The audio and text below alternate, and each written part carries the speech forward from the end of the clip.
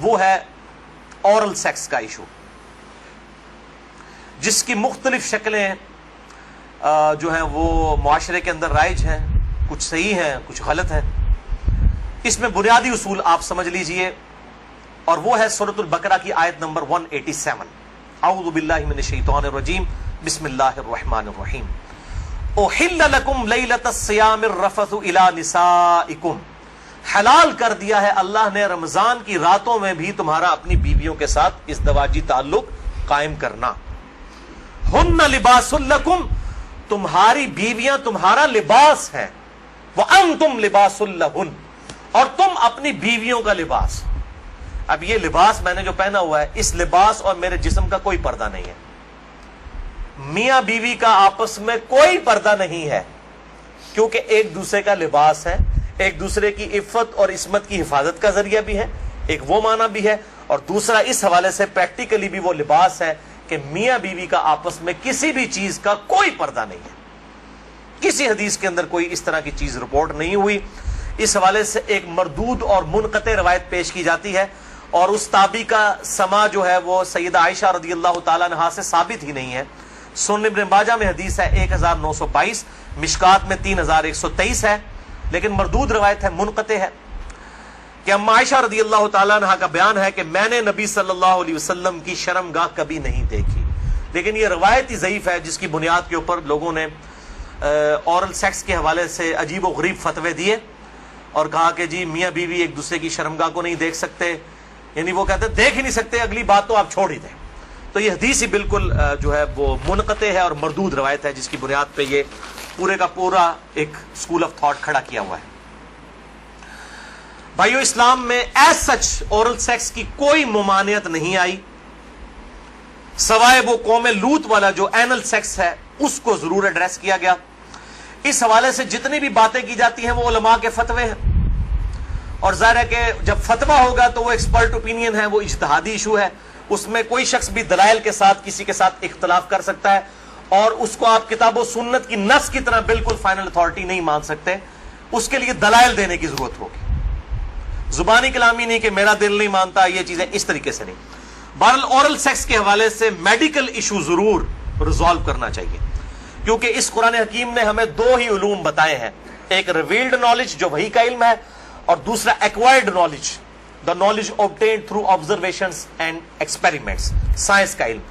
ان دو میں سے اگر ایک علم بھی یہ چیز ویریفائی کر دے کہ اس طرح کا ایکٹ جو ہے صحت کے لیے نقصان دہ ہے، تو پھر اس کی اسلام میں اجازت نہیں ہوگی۔ مثال کے طور پر یہ جو یورینیم ہے، اگر آپ اس کو نیکڈ ہاتھ لگائیں گے تو سکن کینسر اس کی وجہ سے ہو سکتا ہے، یہ قرآن و حدیث میں نہیں موجود لیکن سائنٹیفکلی پروف ہے، تو یہ اس کو پھر اس طریقے سے پریکٹس کیا جائے گا اور بچا جائے گا۔ اس حوالے سے میں نے گفتگو بھی کر دی ہے، مسئلہ نمبر 39، علم وحی اور علم سائنس کی اہمیت اور ان کا دائرہ کار، اہل سنت پاک.com پہ۔ بہرحال میں نے اشارتاً اب گفتگو کر دی ہے، عقل مند کے لیے اشارہ کافی ہے، اس میں مزید ڈیٹیل میں جانے کی ضرورت نہیں ہے۔ البتہ آخر میں سیکس کے اعتبار سے دو بڑے کریٹیکل ایشوز ہیں، ان کو ایڈریس کر دوں۔ بڑے دو اہم مسائل ہیں، تاکہ کوئی تشنگی باقی نہ رہے۔ پھر بھی اگر کسی کی کوئی تشنگی باقی رہے، لیکچر کے اینڈ پہ پوچھ سکتے ہیں، یا بعد میں بھی مجھے ای میل کر سکتے ہیں، mirza_95@yahoo.com۔ اور ای میل کے حوالے سے میں آج کل بڑی آزمائش سے گزر رہا ہوں، ای میلز جو ہیں وہ سینکڑوں ہزاروں تک پہنچ جاتی ہیں، اس لیے بعض کا 7-8 دن لگ جاتے ہیں میں جواب، یعنی پہلے تو ایک دن میں دے دیتا تھا، اب وہ ایک ہفتے سے بھی بڑھ جاتا ہے۔ یہ تو ابھی شکر ہے جو اہل سنت پاک.com پہ آتی ہیں وہ ہمارے فرحان بھائی جواب دیتے رہتے ہیں، ورنہ وہ بھی دینی پڑے، اور واٹس ایپ کا جو علیحدہ سے معاملہ میں نے تو وہ مصیبت پالی نہیں ہوئی ہے، کیونکہ میں اس کو مینج کر نہیں سکتا۔ تو یہ آخر میں دو اہم ترین مسائل میں نے بیان کرنے تھے اسی سیکس ڈسپلن کے پوائنٹ آف ویو سے۔ پہلا مسئلہ ہے وہ ہے بڑی عمر کی رضاعت کا مسئلہ، یعنی اگر میں کھل کے بیان کروں کہ اگر کوئی مرد اپنی بیوی کے پستان سے دودھ پی لے تو کیا اس سے رضاعت ثابت ہوگی، کیا نکاح ٹوٹ جائے گا، کیا اس طرح کا کوئی معاملہ ہو جائے گا؟ کیونکہ امام ابن تیمیہ نے اس قسم کا فتویٰ دیا، اور وہ آج تک جو ہے وہ اہل حدیث کے گلے میں فٹ ہوا ہے۔ سارے تو نہیں، مطلب جو اہل علم ہے وہ تو سمجھتے ہیں کہ فضول فتویٰ تھا، ان کے نزدیک تو اس طریقے سے رضاعت ثابت ہو جائے گی اور نکاح بھی ٹوٹ جائے گا۔ تو میں اس کو ایڈریس کرتا ہوں۔ صحیح بخاری اور صحیح مسلم کی متفقن علیہ حدیث ہے. بخاری میں 5099 5099، مسلم میں 3568 3568، اور مشکات میں بھی ہے انٹرنیشنل نمبر کے مطابق 3161، کہ آپ صلی اللہ علیہ وسلم نے ارشاد فرمایا کہ جو رشتے دودھ کی وجہ سے، جو رشتے جو ہے وہ نسب کی وجہ سے حرام ہوتے ہیں، وہی رشتے دودھ پینے کی وجہ سے بھی حرام ہو جاتے ہیں. یعنی اگر دو مختلف ماں باپ والے بچوں نے کسی ایک کامن عورت کا دودھ پی لیا ہے تو اس عورت کی جو اولاد ہے وہ ان کے بہن بھائی بن جائیں گے دودھ کے رشتے کی وجہ سے. تو جس طریقے سے نسب جو ہے وہ حرمت والا رشتہ بنا دیتا ہے، اسی طریقے سے رضاعت کا رشتہ دودھ پینے کی وجہ سے بھی اسٹیبلش ہوتا ہے، اور وہ ایک دو بار دودھ پینے سے نہیں. وہ صحیح مسلم میں 3597 نمبر حدیث ہے، مشکات میں 3167 3167، کہ کم از کم 5 مرتبہ اگر کوئی عورت دودھ پلا دے کسی بچے کو تو پھر وہ بچہ جو ہے اس عورت کی جو ڈائریکٹ اپنی اولاد ہے اس کا وہ بہن بھائی بن جائے گا 5 دفعہ کم از کم. تو وہ محرمات ابدیہ میں داخل ہو جائے گا جن کا ذکر سورۃ النساء کی آیت نمبر 23، چوتھے پارے کی آخری آیت ہے سورۃ النساء آیت نمبر 23 میں. ہمیشہ کے لیے جو حرمت والے رشتے ہیں، یعنی ماں باپ کے ساتھ، اس طریقے سے دادی دادا، اس طریقے سے چچا تایا ماموں، یہ سارے رشتے جو حرمت والے ہیں وہ اسی ایک آیت کے اندر بیان ہوئے ہیں سورۃ النساء آیت نمبر 23. بھائیو، اس حوالے سے جو احادیث کچھ پیش کی جاتی ہیں کہ اگر کوئی عورت پیالے میں اپنا دودھ نکال کے کسی مرد کو پلا دے تو وہ اس کے ساتھ حرمت والا رشتہ اس کا اس طریقے سے بن جائے گا، تو وہ اس کے لیے محرم ہو جائے گی. تو وہ احادیث منسوخ ہیں اور ان کی ناسخ حدیث صحیح بخاری اور صحیح مسلم دونوں میں موجود ہے. اب امام ابن تیمیہ ان حدیثوں کے اوپر عمل کر کے انہوں نے فتویٰ دے دیا کہ اگر کوئی مرد اپنی بیوی کا دودھ پی لے تو نکاح بھی ٹوٹ گیا، ہمیشہ کے لیے وہ حرام ہو گئی. اور یہ سارا معاملہ، حالانکہ یہ حدیث موجود ہے بخاری اور مسلم دونوں میں. صحیح بخاری میں انٹرنیشنل نمبر کے مطابق 5102، صحیح مسلم میں 3606، اور مشکات میں 3168 3168، کہ نبی صلی اللہ علیہ وسلم نے ارشاد فرمایا الرضاعۃ من المجاعہ، کہ جو رضاعت کا رشتہ ہے یہ بھوک کی عمر تک ہے. جب بچہ بھوک کی عمر میں دودھ مانگتا ہے، یعنی زبان سے نہیں وہ مانگ سکتا، بھوک کی عمر تک رضاعت کا رشتہ رہتا ہے.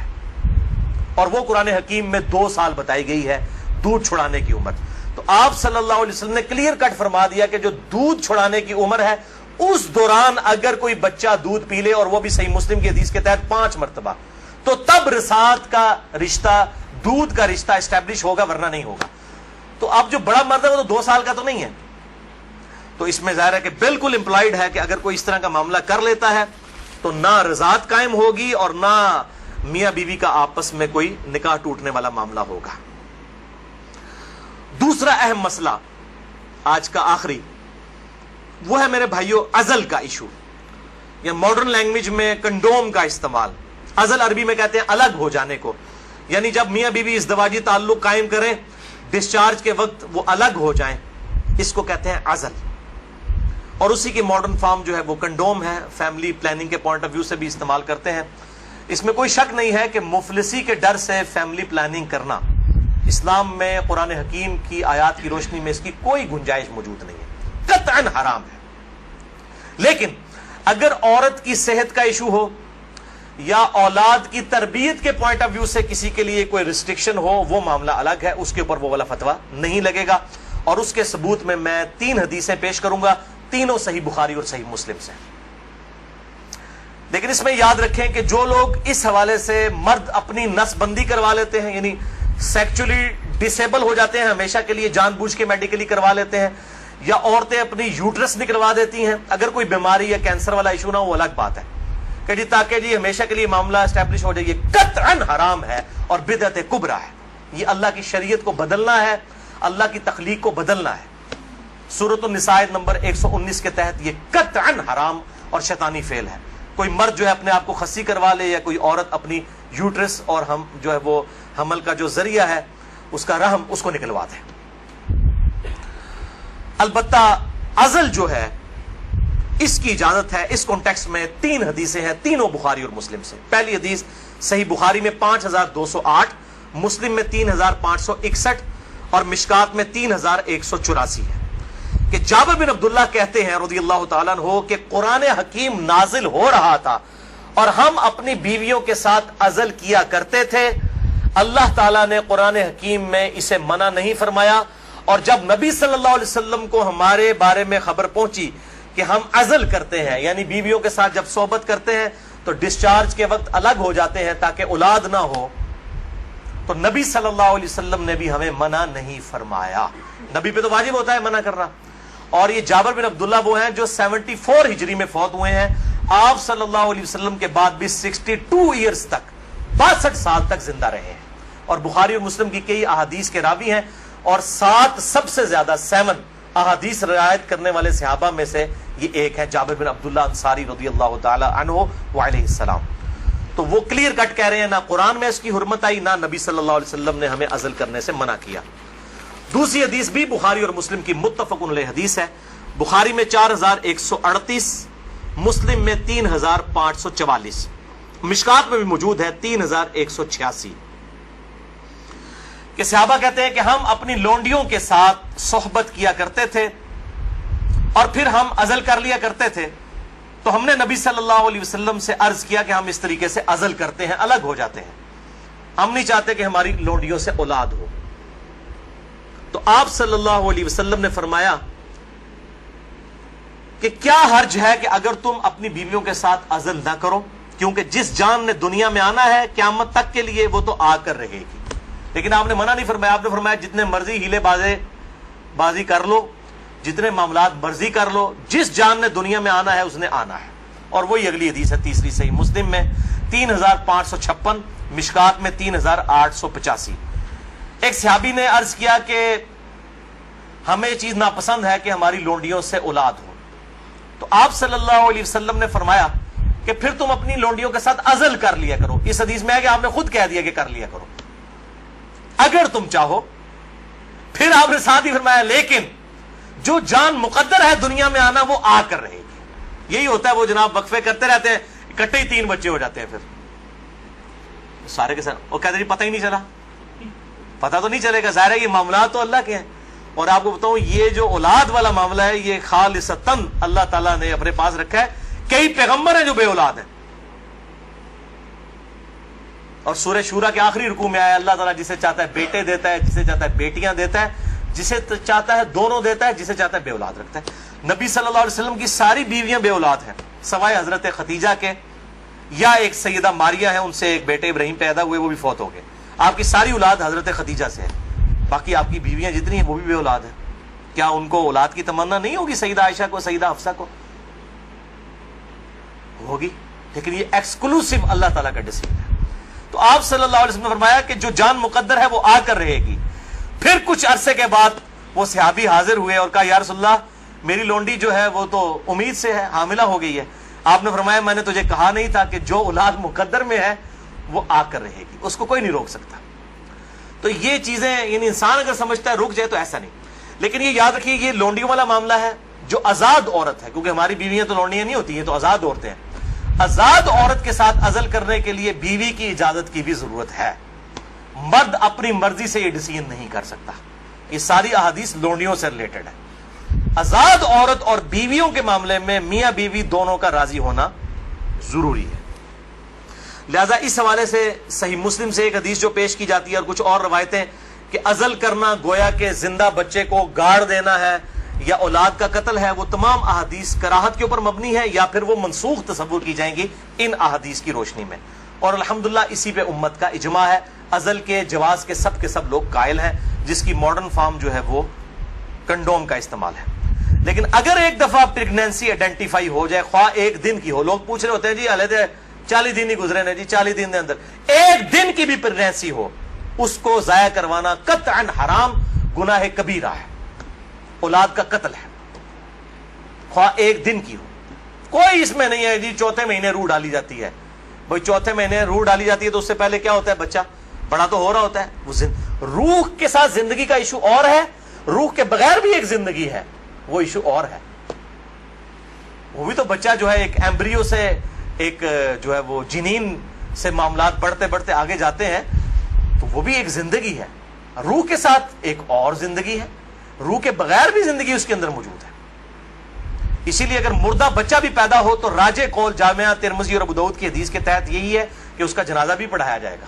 اور لوگ کہتے ہیں جی زندہ پیدا ہوگا تو پھر پڑھایا جائے گا، مردہ بھی پیدا ہو ماں کے پیٹ میں تو وہ زندہ ہی تھا نا، ایگزسٹ تو کرتا تھا نا، تو افضل قول یہی ہے کہ اس کا جنازہ پڑھا جائے گا۔ تو یہ میرے بھائیوں کچھ اس حوالے سے چیزیں تھی جو میں نے بیان کر دی۔ البتہ اگر کسی عورت کی زندگی موت کی کشمکش بن جائے، اس صورت میں اگر وہ پریگنینسی کا بھی ضائع کروا دیتی ہے پھر اس پہ شرع گرفت نہیں، لیکن زندگی موت کی کشمکش اس سے کم پہ نہیں، صحت کا معاملہ نہیں، بیوی کمزور ہے یہ معاملہ نہیں، واقعی زندگی موت کی کشمکش بن جائے تو پھر وہ اسی طریقے سے جو سورۃ النحل کے اندر آیا کہ اس وقت تو اگر کوئی کلمہ کفر بھی کہہ دے اور دل میں ایمان ہو تو اللہ تعالیٰ گرفت نہیں فرمائے گا۔ اور اس حوالے سے ہمارے پڑوسی ملک انڈیا کے اندر آج سے کئی سال پہلے، تقریباً 15 سال پہلے کی رپورٹ ہے کہ روزانہ 3000 بچیاں ماں کے پیٹ کے اندر ہی پریگنینسی ان کی ضائع کر دی جاتی ہے جب یہ پتا چلتا ہے کہ یہ بچیاں ہیں۔ یعنی قرآن اگر کہتا ہے نا بچیوں کو دفن کرنا یہ گناہ کبیرہ ہے، تو یہ گناہ آج تک چل رہا ہے۔ بیسک ہیومن انسٹنکٹ تو بدلی نہیں ہے نا۔ 3000، اسی وجہ سے انڈیا میں مردوں کی تعداد عورتوں سے زیادہ ہے۔